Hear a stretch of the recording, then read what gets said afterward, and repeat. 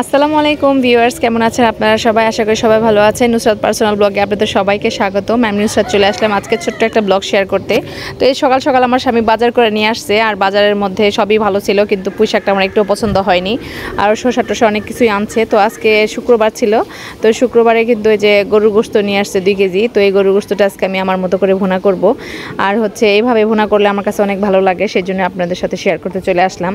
তো যাই হোক, এই তো আমার মতো পেঁয়াজ রসুন কুচি সব দিয়ে দিচ্ছি। আর সকালে রান্না করে নিয়েছিলাম যে রুটি আর হচ্ছে ডাল, সব সবজি দিয়ে ডাল রান্না করছিলাম, রুটি বানাইছিলাম, ডিম ভাজছিলাম। তো ওটা তো নাস্তা করা শেষ, এই যে দুপুরে আয়োজন করতেছি। সকালে যে সবজিটা রান্না করছিলাম সেই সবজিটাও রয়ে গেছে, আর মাংস রান্না করব, আরও অনেক কিছু রান্না করব। কিন্তু আমি আজকে বেশি ভিডিওটা বড় করতে চাচ্ছি না, কারণ হচ্ছে একদিনে এত ভিডিও করতে গেলে আমার ফোনটা অনেক গরম হয়ে যায়। মাঝে মাঝে এই ফোনটাকে ফ্রিজেও রাখা লাগে, তারপরে ঠান্ডা ঠান্ডা করে তারপরে আবার হচ্ছে ভিডিও করতে হয়, অনেক কষ্ট।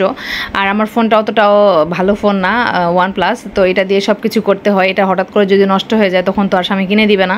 তো যাই হোক, একটু সেফ টেফ করে যা পারি, যেটুকু পারি সেটুকু শেয়ার করার চেষ্টা করি টুকটাক।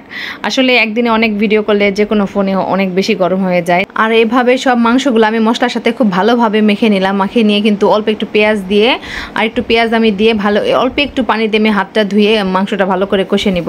আর এই মাংস যত কষাবেন ততই ভালো লাগবে। এটা রান্না করতে বেশি পানি দিতে হয় না। আমি একবার একটু পানি দিব, শুধু একটু ঝোল দেওয়ার জন্য। আমি এই মাংসতে একটু ঝোল রাখবো না, কিন্তু একটু সেদ্ধ হওয়ার জন্য অল্প একটু পানি ব্যবহার করব। আরেকটা কথা আমি আপনাদের কাছে জানতে চাই, আমি ফেসবুক পেজের বিষয়ে বেশি কোনো কিছু ধারণা আমার নাই। আসলে এমনি ছাড়তে হবে তাই ছাড়তেছি, কিন্তু আসলে রিচ কিভাবে বাড়ে, কিভাবে ফলোয়ার বাড়াতে হয়, এসব বিষয়ে আমি কিছুই জানি না। আমি শুধু ভিডিও করি আর ছাড়ি। আর হচ্ছে এটার বিষয়ে যদি আপনারা ভালো কিছু কেউ জেনে থাকেন অবশ্যই কমেন্টে আমাকে জানাবেন, আমাকে সাহায্য করবেন, কারণ আমি খুবই নতুন।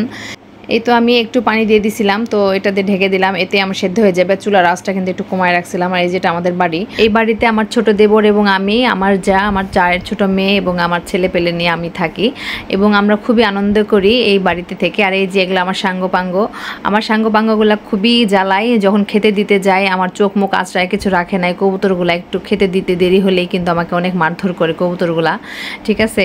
আর এই যে এগুলো সাঙ্গপাঙ্গ সারাদিন খালি খাই করে, তাদের খাবার দিতে আমার খাবার কেনার টাকা থাকে না। যারা এই মুরগিগুলা পালেন তারাই বুঝতে পারবেন আসলে মুরগি পালার কত ঝামেলা। তো যাই হোক, এরা কিন্তু খুবই ডিম দেয়, খুব আমাকে ডিম উপহার দেয়, অনেক বাচ্চা উপহার দেয়, আমি খুব খুশিও হই। তো এই কথা বলতে বলতে কিন্তু আমার রান্না প্রায় শেষ, একদম মাংসটা একদম ভুনা হয়ে গেছে। আমি একটু নেড়ে চেড়ে ভেজে নিয়েই হয়ে যাবে আমার। এরকম মাংস ভুনা দিয়ে বেশি লাগবে না, 2 পিস মাংস হলে আর একটু ঝোল হলে আমার 1 প্লেট ভাত খাওয়া হয়ে যাবে। অনেক মজাদার, একবার রান্না করে খেয়ে দেখবেন।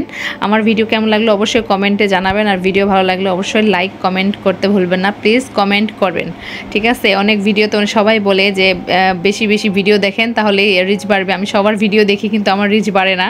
তো আজ এই পর্যন্ত, সবাই ভালো থাকবেন, সুস্থ থাকবেন, আল্লাহ হাফেজ।